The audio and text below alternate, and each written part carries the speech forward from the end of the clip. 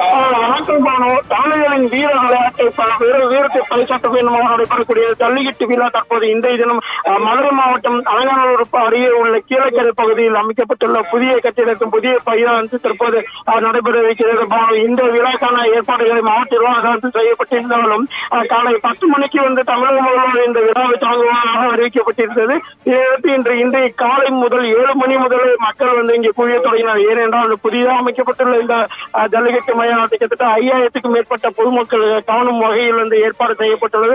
இந்த நிலையில் இன்று காலை 7 மணி முதலே பொதுமக்கள் இங்கே இந்த ஜல்லிக்கட்டை இன்று துவங்கக்கூடிய இந்த வீர விளையாட்டு ஜல்லிக்கட்டை காண்பதற்காக ஏராளமான மக்கள் குவிந்துள்ளனர். வெயில் வாட்டி வரும் நிலையில் வெயிலில் காத்திருக்கும் சூழ்நிலையில் தற்போது இன்னும் இந்த ஜல்லிக்கட்டு தொடங்கவில்லை. ஏன்னா முதல்வர் காலதாமதமாக வருவதால் தற்போது அந்த மாடுபடி வீரர்களும் சரி பொதுமக்களும் சரி இந்த ஜல்லிக்கட்டு தொடங்குவதற்காக காத்திருக்கின்றனர். ஏனென்றால் ஆவணியாபுரம், பாலப்பேடு, அலங்காநல்லூர் என்ற 3 பகுதிகளிலும் நடைபெறுகிற ஜல்லிக்கட்டில் மாடுபடி வீரர்கள் கோயில் மாடுகளை விட்ட பின் மாடுபடி வீரர்கள் உறுதிமொழி ஏற்ற பின் உடனடியாக ஜல்லிக்கட்டு தொடங்கும்.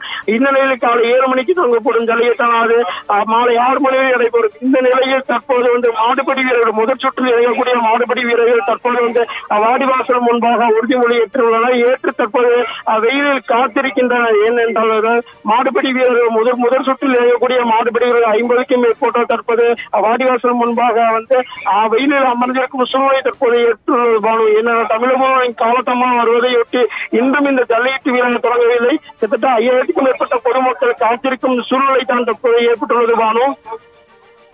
கார்த்திக், முதலமைச்சர் அந்த அரங்கத்திற்கு வருவதற்கு எவ்வளவு நேரமாகும் விவரங்கள்?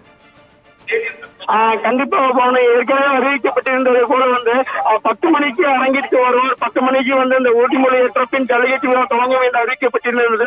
ஏனென்றால் இந்த நேரம் குறைவாக இருக்கு காரணத்துக்காக இந்த ஜல்லிக்கட்டில் 500 காளைகள் 300 மாடுபிடி வீரர்கள் மட்டுமே அனுமதிக்கப்பட்டுள்ளனர். ஏனென்றால் கிட்டத்தட்ட 1000க்கும் மேற்பட்ட காளைகள் 3000க்கும் மேற்பட்ட மாடுபிடி வீரர்கள் பதிவு செய்த நிலையிலும் கூட மற்ற ஜல்லிக்கட்டு போலவே கிட்டத்தட்ட 1000 காளைகள் 500 மாடுபிடி வீரர்கள் என்று அனுமதி கொடுக்காமல் தற்போது நேரம் குறைவான காரணத்தால் கிட்டத்தட்ட 500 காளைகள் மற்றும் 300 மாடுபிடி வீரர்களுக்கு மட்டுமே அனுமதி கொடுக்கப்பட்டுள்ளது. இந்த நிலையில் தற்போது 10 மணிக்கு தொடங்கப்பட வேண்டிய இந்த விழாவானது தற்போது இந்த முதல்வரின் காலதாமதத்தால் தற்போது தொடங்குவதற்கு காலதாமதம் ஏற்பட்டுள்ளது பானு. தகவலுக்கு நன்றி கார்த்திக்.